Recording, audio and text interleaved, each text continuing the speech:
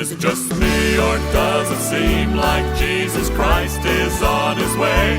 Is it just me, or could it be that it could happen any day? So this past week, being quiet at home and just watching the world as it spins around us, I realized as we've been talking about the Babylonian system and the end of the Babylonian system, I read something the other day. They said the price of oil is dropping.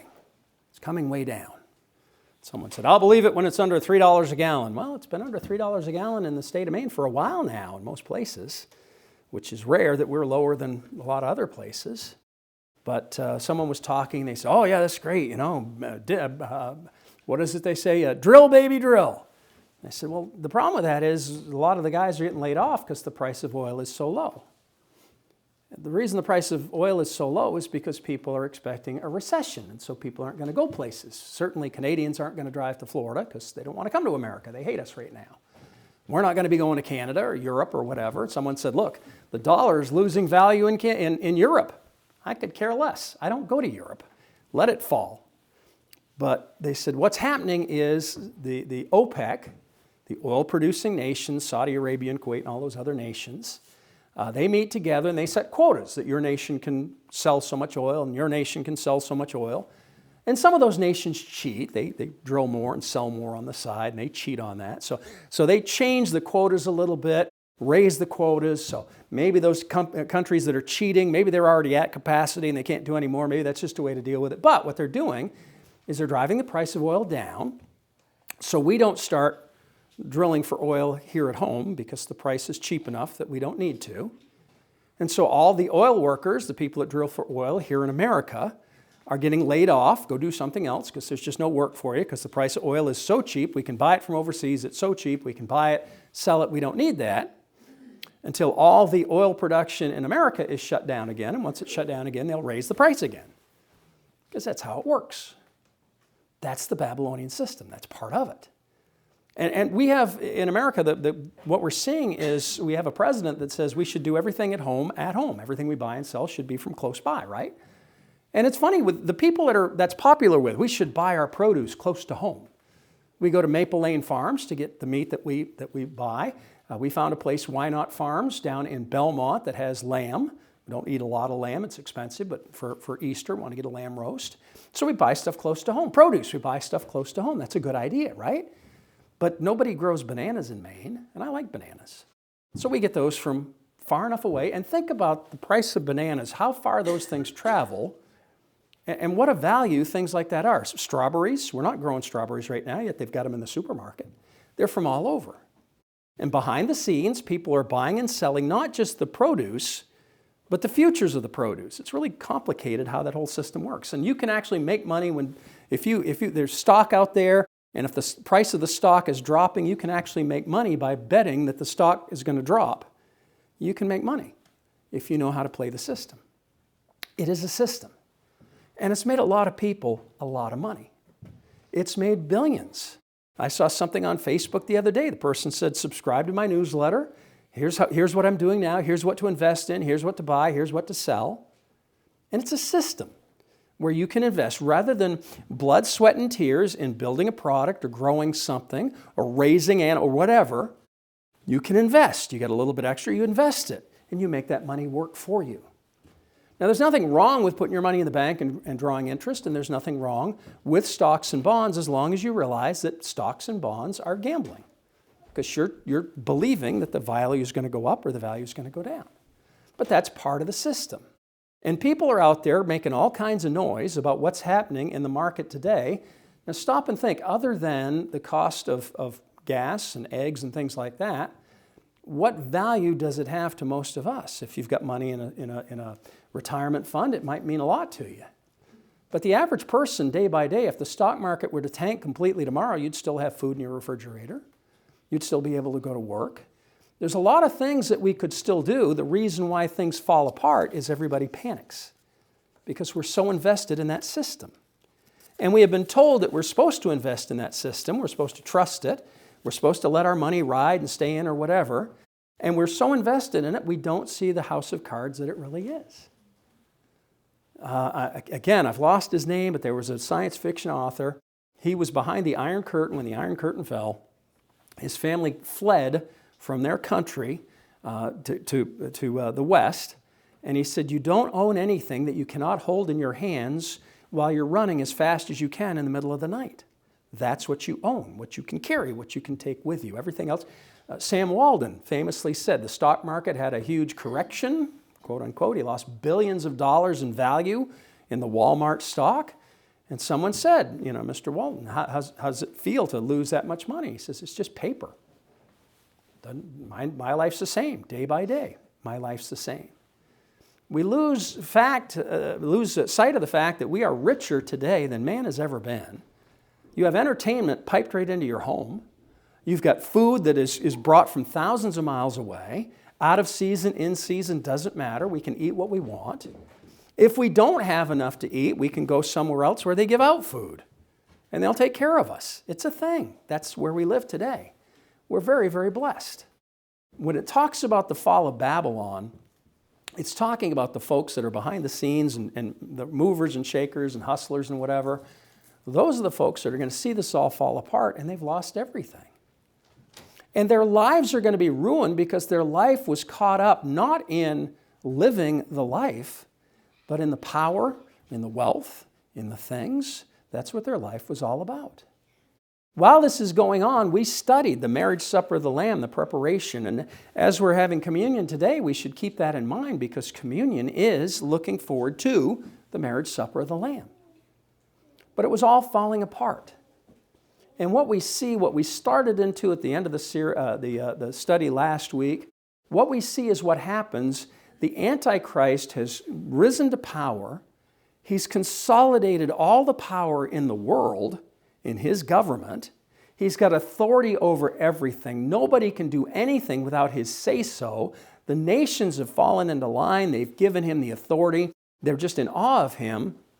But at the end, at the very end, before the return of Christ, it all falls apart around him.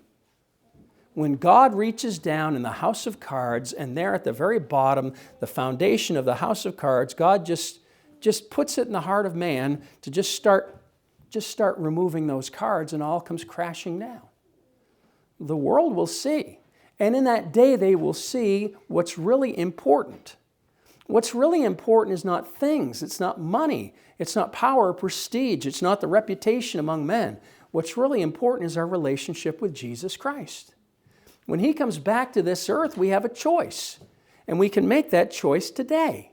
We will either be standing in opposition to him, if we're still alive at that point, or we'll be returning behind him as his chosen bride, coming to celebrate and coming to give us the inheritance that he's put aside for us. And so this is the choice we're all faced with. Now, I mentioned there towards the end, there are nations from the north, there are nations from the south, there are nations from the east that are moving against the Antichrist, who has stationed his forces near Jerusalem. And as we pick up today, those forces have moved to the west of Jerusalem. Again, he's got rebellion on his hands. The people that were following him have turned against him. And from the north, from the south, and from the east, they're starting to pressure him. And he decides, much like Hitler decided. Hitler's a pretty good example on this, and he's current enough that we can still relate to. Towards the end, as it was all falling apart, rather than surrender, Hitler gave the order that everyone was to fight to the death. And when it was obvious that there was no place for him to flee, he committed suicide and commanded that his body be burnt, that they couldn't show it for a trophy. Defiant until the end. He was a spoiler at the end. After all the death, all the suffering, all the expense, all the heartache that he had brought, he wouldn't even face a trial.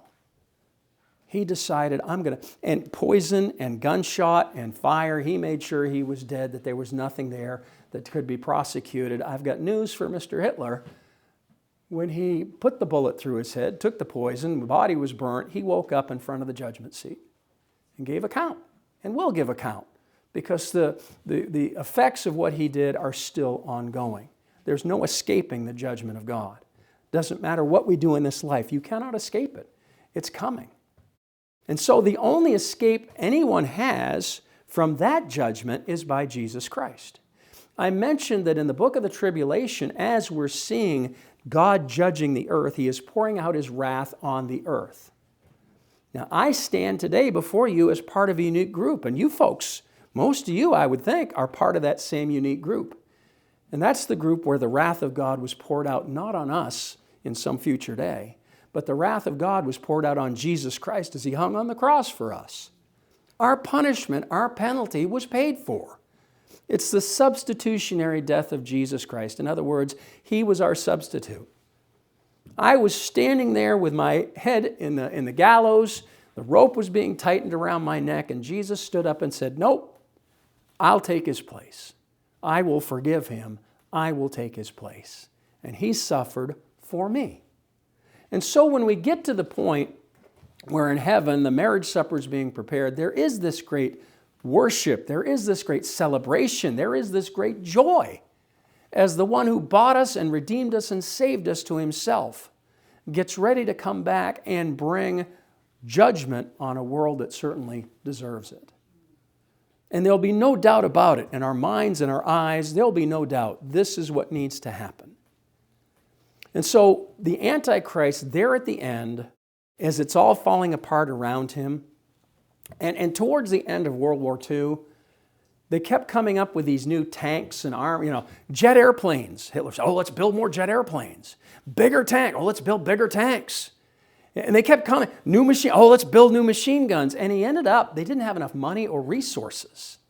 If they'd kept building the stuff that they were building, they might have done better for themselves. But they did. Always bigger, better. Yes, more. We need more.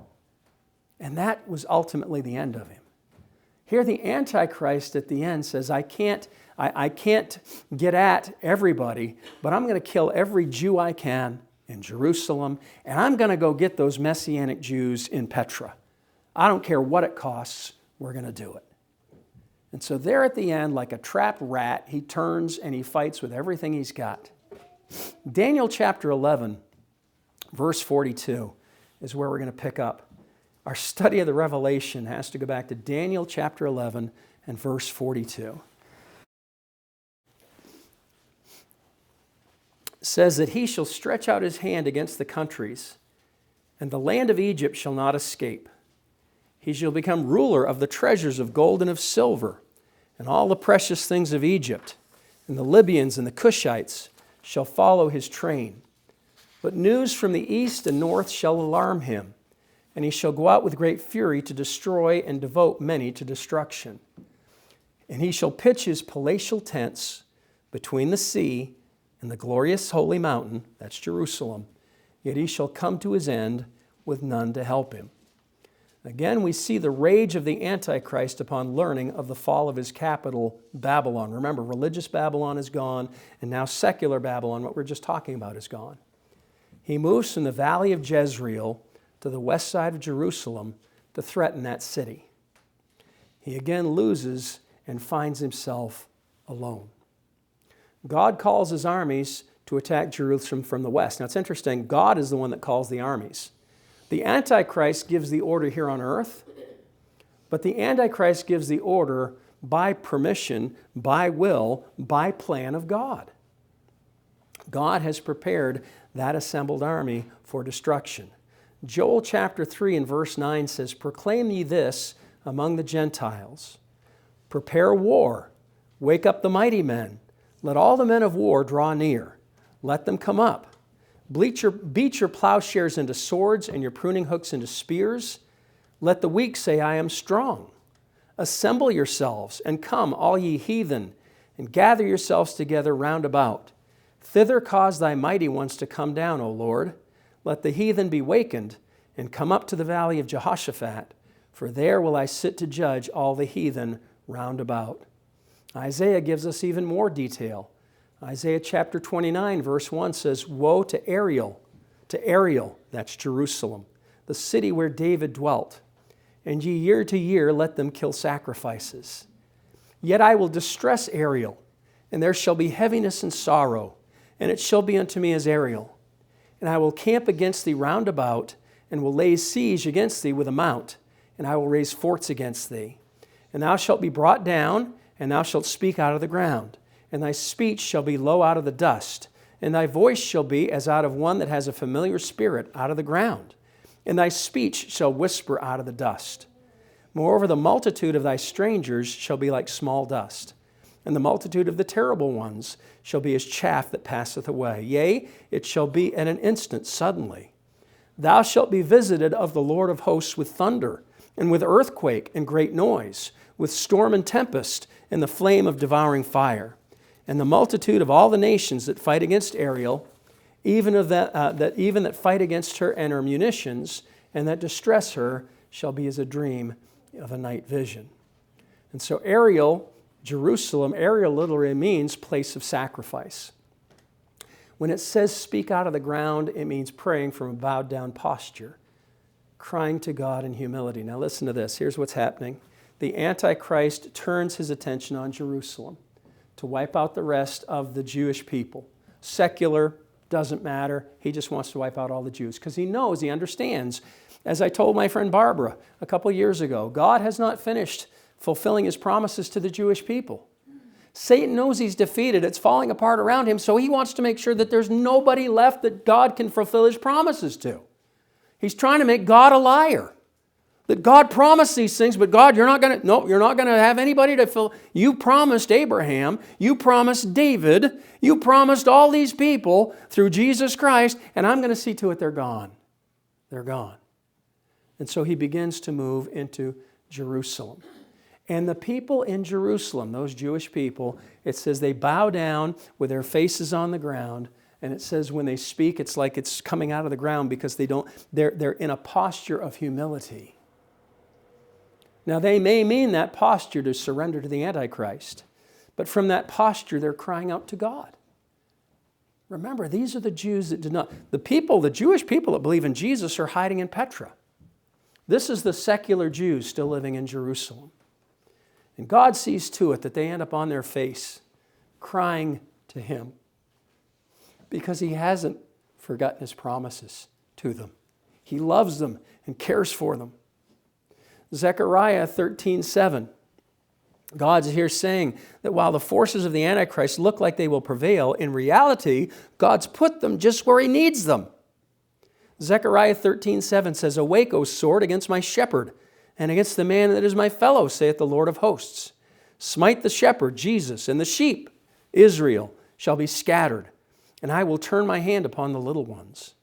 And it shall come to pass that in all the land, saith the Lord, 2 parts therein shall be cut off and die, but the third shall be left therein. And I will bring the third part through the fire, and will refine them as silver is refined, and will try them as gold is tried. They shall call on my name, and I will hear them. I will say, it is my people, and they shall say, the Lord is my God. The shepherd, Jesus, was smitten, crucified, and the sheep, the Jews, were scattered. The Antichrist will eventually attack and kill 2/3 of the remaining Jews. Again, not the Messianic Jews, but Jews by blood. Those remaining will turn to God and specifically will turn to Jesus for deliverance. And that's what leads to the final battle. Zechariah 12:1 says, The burden of the word of the Lord for Israel, saith the Lord, which stretcheth forth the heavens, and layeth the foundation of the earth, and formeth the spirit of man within him. Behold, I will make Jerusalem a cup of trembling unto all the people round about, when they shall be in the siege both against Judah and against Jerusalem. And in that day will I make Jerusalem a burdensome stone for all people. All that burden themselves with it shall be cut in pieces. In other words, those that try to lift it will be hurt, will be injured by trying to lift it, though all the people of the earth be gathered together against it. In that day, saith the Lord, I will smite every horse with astonishment, and his rider with madness. And I will open my eyes upon the house of Judah, and will smite every horse of the people with blindness. And the governors of Judah shall say in their heart, The inhabitants of Jerusalem shall be my strength, and the Lord of hosts their God. In that day will I make the governors of Judah like a hearth of fire among the wood, and like a torch of fire in a sheaf. And they shall devour all the people round about, on the right hand and on the left. And Jerusalem shall be inhabited again in her own place, even in Jerusalem. The Lord also shall save the tents of Judah first, But the glory of the house of David and the glory of the inhabitants of Jerusalem do not magnify themselves against Judah. In that day shall the Lord defend the inhabitants of Jerusalem. And he that is feeble among them at that day shall be as David. And the house of David shall be as God, as the angel of the Lord before them. And it shall come to pass in that day that I will seek to destroy all the nations that come against Jerusalem. Jerusalem will become a burden so heavy as the Antichrist turns the rest of his forces against it, that any who try to lift that burden will hurt themselves. And they will acknowledge that Jesus is the one that's defending them. God will supernaturally empower the Jews to fight. In Hezekiah's day, they were surrounded by the Assyrians. That's in 2 Kings 19. Hopelessly outnumbered. It looked like there was no hope. The king of Assyria sent a letter to Hezekiah demanding unconditional surrender or face annihilation. Hezekiah took that letter before God and prayed for his deliverance. He said, listen, God, this is what they're saying they're going to do to us. We're your people. We can't defend ourselves. God, this letter was written to me, but it's for you. He's threatening you. He's threatening your heritage and your people. God, what will you do? God sent the prophet Amos to tell Hezekiah his prayer had been answered. And the next day, God struck 185,000 Assyrians dead without any input from the Israelites. God's going to repeat this for the Jews against the Antichrist. And so here we have this action that's going to transpire, that there's going to be this threatening, and the Antichrist is going to be moving against Jerusalem, and we're told here that God is going to miraculously move and defend and protect. Our friend Barbara, 2,500 years since we last heard from God. Wait till you hear from him, though. Wait till you hear what he's got to say. Wait till you see what he does. We're going back to the Old Testament here, when God himself defended his people and fought on their behalf. The nations of the world are against the Antichrist. The Antichrist is against Jerusalem. Jerusalem's in the middle of the fighting. They're in the middle of the battle. And in the middle of it all, God says, I will take care of business. You have nothing to fear. I am still God. I haven't forgotten my promises.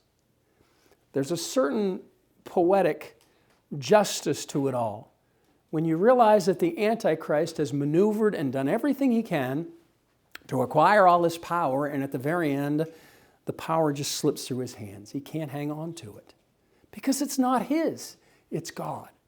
And every step of the way, God has manipulated him to get to the point where his threat against Judah, against Jerusalem, basically against the Jewish people in Israel, his threat is what he wants to wipe them out so God can't keep his promises, yet it is his threat that drives the people to God so he can fulfill his promises.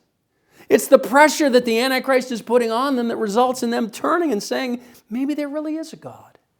It's not part of the lesson today, but I think it's in Zechariah where it talks about they're going to look at the one that they crucified, that they killed, and they're going to weep, and he's going to wipe away the tears from their eyes. They're going to see him. They're going to recognize him.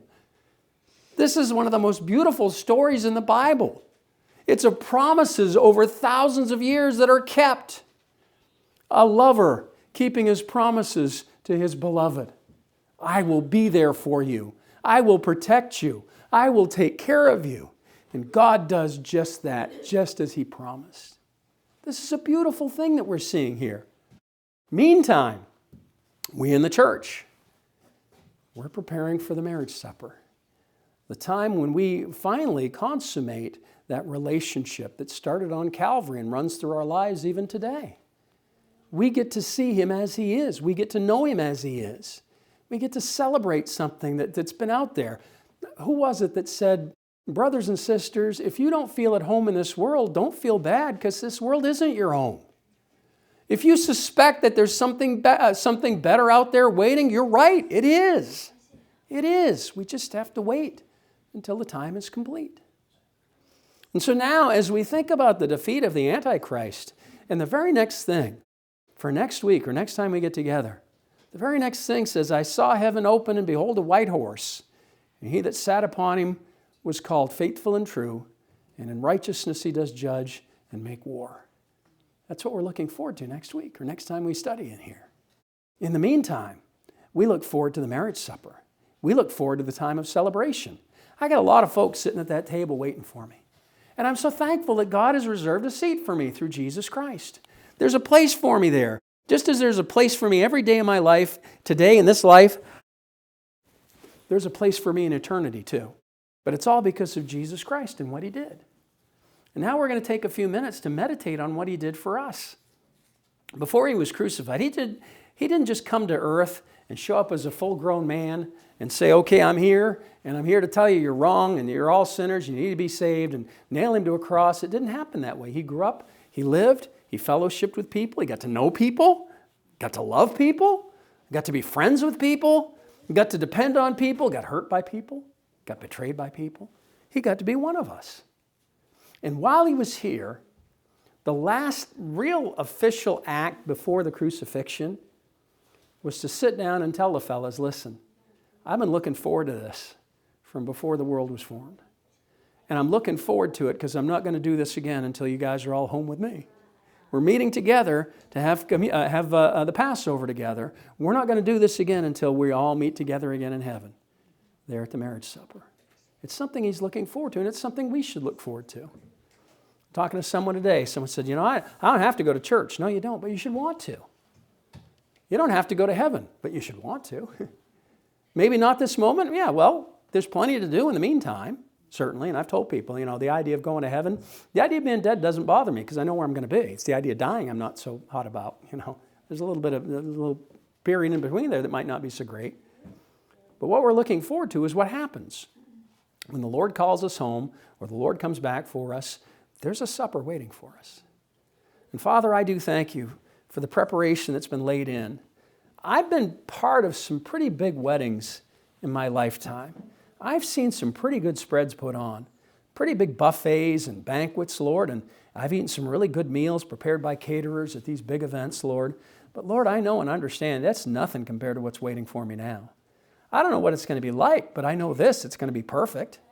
I've had some really good meals in my life that I thought you just couldn't get any better. And yet, Lord, what we remember isn't necessarily the food, it's the company. And I look forward to having a meal in heaven with our brothers and sisters that have gone on before, and with Jesus in the presence of God. Lord, I thank You for the promises You've made to us. And I'm thankful, Lord, that in this life we're imperfect, we're going to fail on a regular basis, but we're also forgiven. Lord, there is hope day by day in Jesus Christ.